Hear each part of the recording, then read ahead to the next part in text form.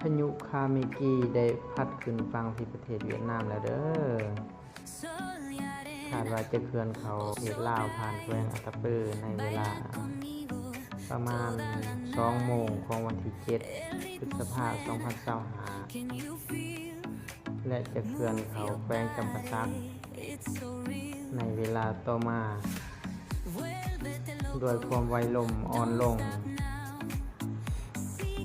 14 เมตรต่อวินาที และก็เคลื่อนเข้าประเทศไทยผลกระทบที่อาจเกิดขึ้นคาดว่าภาคกลางเริ่มแต่แขวงขมวนจนหอดภาคใต้จะได้รับผลกระทบโดยเฉพาะแม่นลมพัดแห้งฝนตกหนักอาจให้เกิดมีน้ำท่วม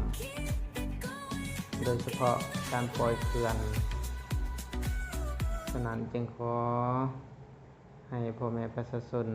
ติดตามสภาพอากาศผ่านกรมอุตุนิยมและอุทกศาสตร์และก็